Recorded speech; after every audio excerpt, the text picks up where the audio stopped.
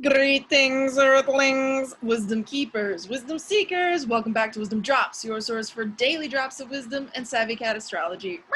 My name is Tanya, and today we are talking about the full moon happening on September 2nd, 2020.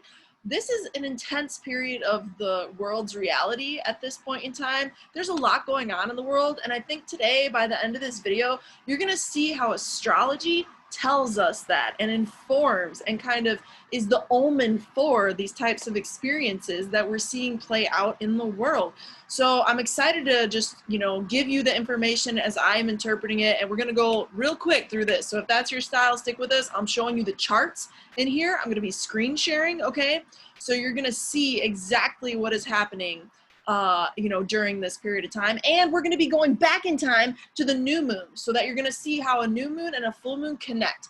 Now, before I jump into the juicy details and share my screen with you, a couple quick announcements to provide further value. Number one, if you like this content on this channel, subscribe if you're not already subscribed. I put out videos every single day of the week so that you can gain more information and become a savvy cat astrologer even more than you already are. Number two, if you really want to take that up to the next level, your own savvy cat astrology capability, and have the toolkit, have the power in your hands to interpret natal charts or charts at any moment in time, then I'm offering a course, and I'm really excited to announce that the link is up. Finally, we have it together. So see more deets for that down below at that link, okay? With that said, it's a 3-month intensive training program. You can learn more. Let's jump into it. Sharing our screen now so that you all can see what is happening during this lunation. Let us get back to where we need to get back to. Don't mind my sloppy desktop. Now, as I said, this is happening on September 2nd, 2020, and it's really early in the morning, everybody. So if you're like asleep or a night owl on Tuesday and you're up for it, cool. But it's going to be overnight transformation. A lot of us are probably going to be getting downloads during our REM cycles or whatever. Now, what stands out? What's happening first? Let's identify what we're looking at. The sun and the moon are at 10 degrees each of Virgo and Pisces respectively. The moon is in Pisces, which makes it a full moon in Pisces, as it's being illuminated by the light of the sun. Now, also over here is Neptune, and this is conjunct by 9-degree orb, a 9-degree difference, but we still pay attention to it because in ancient astrology, we pay attention to the whole sign aspect. So if a planet is here and the planet is here, it's still conjunct, as far as ancient astrology was concerned. We pay extra attention still in ancient astrology when it's a super close conjunction. Like here we see a 3-degree orb between Pluto and Saturn, both of whom are still very active in the larger realities playing out in the world, okay? Okay. Now, what else is going on though? The sun is in Virgo, and that ruler is Mercury, right? So the sun is with its ruler, or in the dispositor of Virgo is Mercury, and Mercury, the dispositor of the sun itself in this instance, is conjunct the sun, in other words. So what does that mean? Well, it means that, look, these are the two planets of intellect. These are the two planets of intelligence, of smarts, of figuring ish out, okay? So you put these two planets together in one sign, let alone Virgo of all signs, then the knowledge banks, the higher divine spiritual information, that's the sun, y'all, in astrology in general, especially ancient astrology, that's going to be tantamount. That's going to be at the forefront. Solutions of earthly matters are at the forefront now. Criticisms of earthly matters, because this is Virgo, and Virgo is an improvement-oriented energy. It is, after all, it's not cardinal, it's not fixed, it's mutable. So it's an improver of earthly matters. That's why some Virgos are really uptight, and they can take that out in like criticizing kind of nitpicking ways. Whereas other Virgos who are more like high vibe, they're more like, let me help you through service, and they kind of show the way and inspire, maybe even through action that is very humble. They're not like an out there showy inspirer like a Leo is there, I digress. Point being, let's just pay attention to that. Put that on a shelf for a second somewhere. What's happening though between this planet? Mercury has extra juice now, in case you didn't pick that up, because it's in its own sign. And this is a good thing. Mercury's strong now. It's very intelligent, very witty, and very critical. Yes, very critical indeed. So be careful. Don't be too critical with yourself. Don't be too critical with others. Find compassion. Why are we looking to compassion? because the moon itself is in Pisces, 10 degrees, you know, firmly Pisces. And the only aspect being made to it is a harmonious one outside of the opposition that makes it a full moon to Uranus, which is fan-frickin-tastic. I'll tell you why. All these things that have been happening in the world. We have had a tremendous storm in Texas region. We've had all sorts of, which I'm sure hits and affects other parts of the world that I'm just not aware of at this moment in time because I live in the States and people are kind of state-centric here, but still, like, that's terrible. The things that have been happening in the world on top of this whole pandemic doohickey, you know. I mean, what's good though, y'all, is that Uranus is influencing the moon with a positive aspect. Look at that. And Uranus rules what? It rules some of this volatility that we've been seeing. These intense weather events in response to climate change. And this is the 8-year process of Uranus being in Taurus. We will be, mark my words, other astrologers have said it, but mark these words, we will be dealing with, and we have been dealing with, the divine awakening of our earthly well-being and our earthly matters, our earthly holistic rootedness. How we are firmly a part of the earth will no longer have, we can't not deal with that anymore. We have to deal with the fact that we are earth, and we will be dealing with that because this Uranus and Taurus is awakening the reality of the planet. But look at its influence on this moon.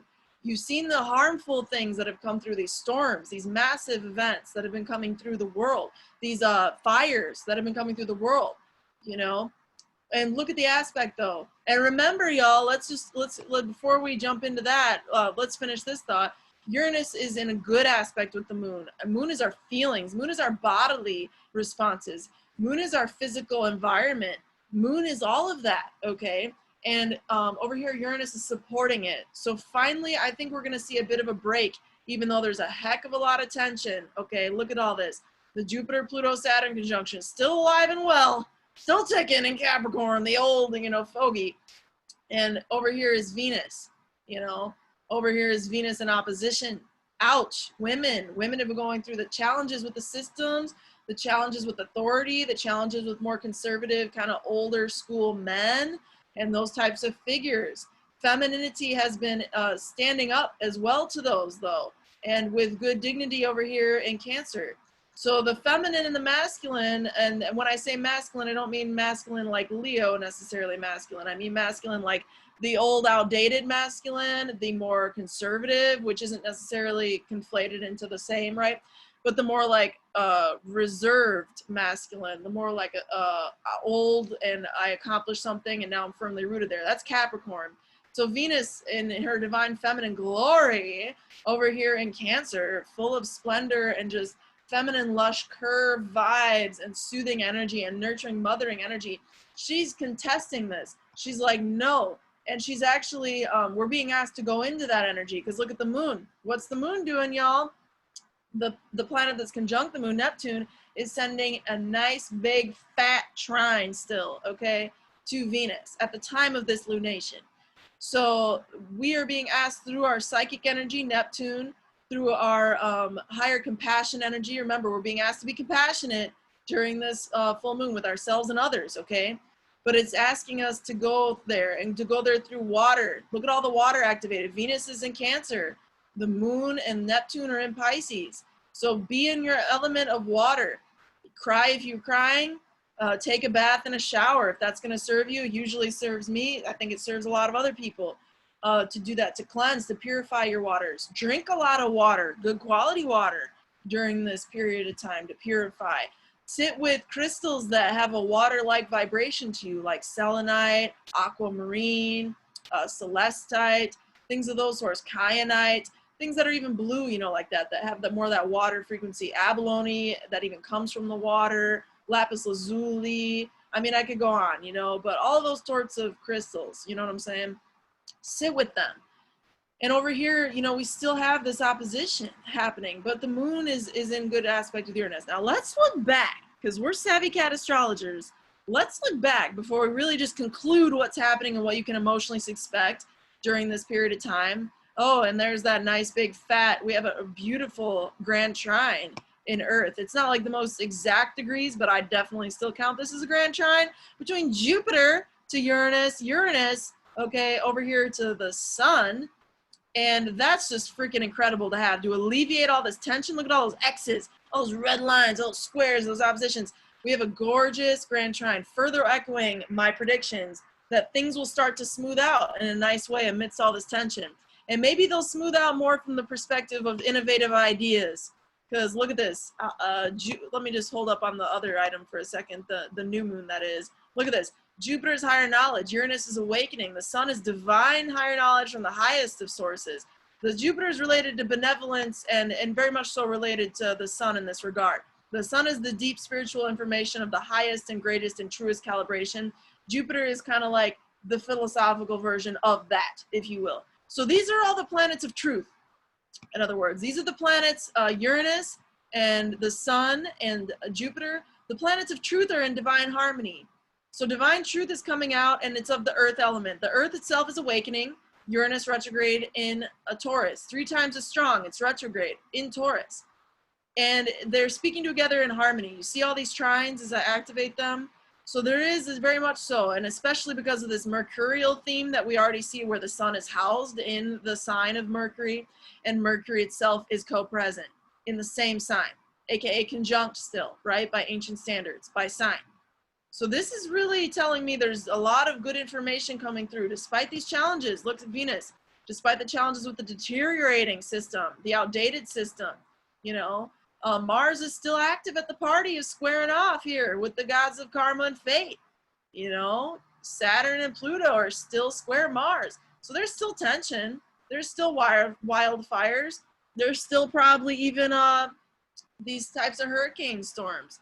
And Mars is squaring Venus. So passions are running high, you know, and they're not in alignment. Passions are running high and in conflict.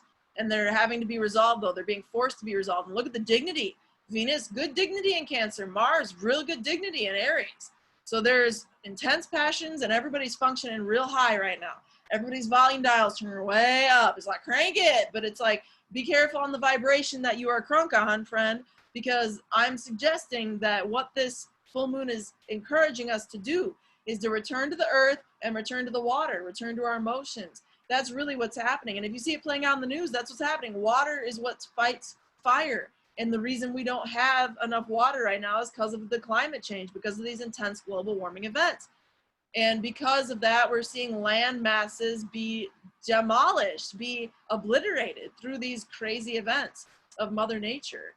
And, you know, that's the Kali Ma energy. I've been talking about it in those terms for a long time now. Saturn and Pluto is Kali Ma. Kali Ma takes heads. She will wipe you out. She will kill everything. She don't care. She is the hurricane. That is Kali Ma. Kali Ma is that.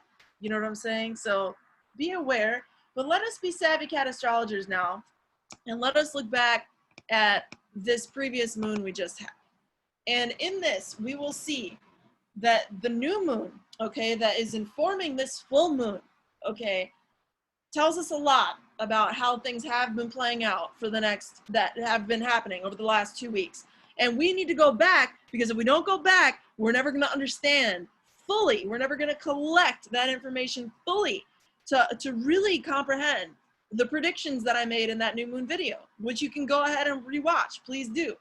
It's new moon video in Leo, you know. But look at this. Mercury is yet again a theme. And we talked about this in this video, that something informational will be coming to light in the next month, over the next month, and over the next 2 weeks in particular until the full moon. Why? Why? Because Mercury's here, conjunct the new moon. She's conjuncted. He's conjuncted. Mercury's right there. And he just went Kazemi, just got purified by the sun, just got burnt up, all that fat that she did not need no more. And Mercury came on through to the other side at the time of this new moon. So information had been purified. Information, Mercury, had been cleaned. Okay, and information loves being cleaned because Mercury rules Virgo, the cleaning energy, okay, and in some ways very much so Gemini. Now, with that said, besides rant, I want to show you the specific astrology of it all. Look at this. Mercury and the sun and the moon were all sending a good trine vibe to Mars. Remember that? So action in some way is going to be painful because it's in square with the gods of karma and fate, okay? Pluto, Saturn, 22 and 26 degrees. Mars over here at 24 degrees of Aries, okay? So it's going to be painful. and there's going to be challenges, and there's going to be warlike energies. In this case, it's nature warring with each other, you know, with ourselves. It's like this individual human, Mars and Aries, and the system of nature element, Capricorn. People often associate Capricorns with the structures, but guess what? At the end of the day, they're still a freaking earth sign, man. So they're still all about the planet. And you see a lot of landscapers who are Caps. You see a lot of land workers who are Caps. So don't let anybody tell you this is just the CEO executives. Honey bun. There's people working with the earth with Capricorn energy all day, every day, because they're the ones who have the dedication, the resilience, the perseverance to actually go and get things done that are heavy, that are inconvenient, that are very much so transformational of the landscape.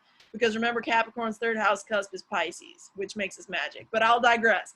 Now, moving forward, the astrology of this new moon, in particular, you know, our systems, with that said, this still is systems, Capricorn, and our systems are being reshaped through Mars, and it's not a painful, or it's not an easy process. It's a painful process. I mean, you can't deny Mars square Saturn, though, gets things done at the end of the day. So something systematic, something structural, some changes. This is like triathlon energy. People with Mars square Saturn in the chart, they always achieve, and it's always through a lot of effort, a lot of hard work, and a lot of dedication over time. But guess what? They always achieve. If it's in the chart and they manifest that energy to that calibration and they don't just be defeated by it, they will manifest, okay? So we as a collective now, interpreting this chart for all of us and how we make that relevant, we as a system, as a society, Saturn is here. We are in the process of this moon cycle that we're currently in, okay? Experiencing a transformation, a long-lasting change that is worthy, that is accomplishmentory, if that's even a word. It's accomplishment-based, but it takes pain, it takes struggle, it takes input over a long period of time. Why do I know that? Why do I know that we're manifesting to the higher calibration? I know that because both Mars and Saturn are in good dignity. Saturn is in its own sign, as is Mars in Aries, okay? And not only that, Mars is sending that trine over here to all three of these planets, including Mercury, the planet of what? Intellect, the planet of solutions, the planet of information, okay? And so Mars is literally like activating through positive aspect, nice, sexy trine, this fire energy of Leo, you know, a Leo Mercury.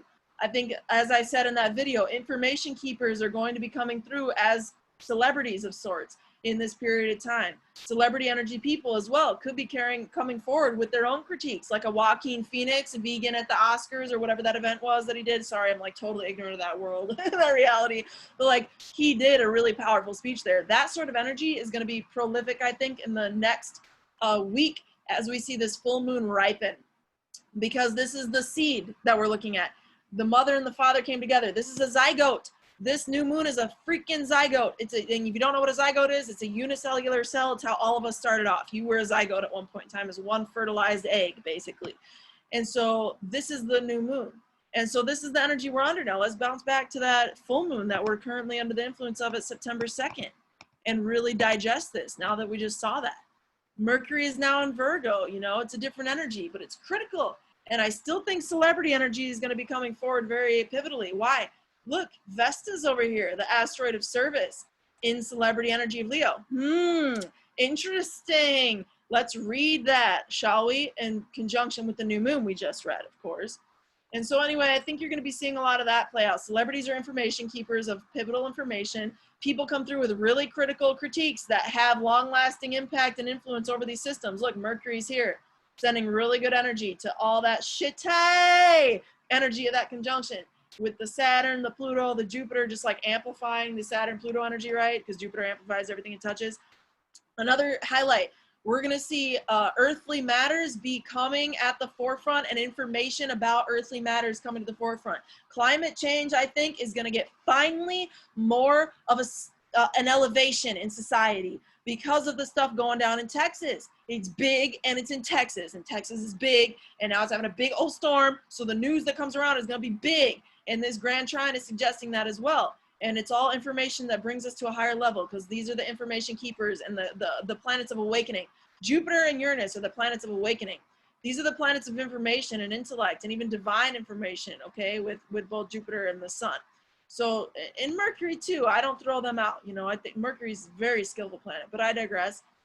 You're going to be seeing that, friend. You're going to be seeing more awakening of the planet Earth and more information about the Earth and how to heal the Earth through the systems This is going to be something that people call for, people are talking about, and they might be talking about it in really constructive ways. So the criticism's there, but the constructive suggestions are there too, because it's Virgo, and Virgo hardly ever just criticizes.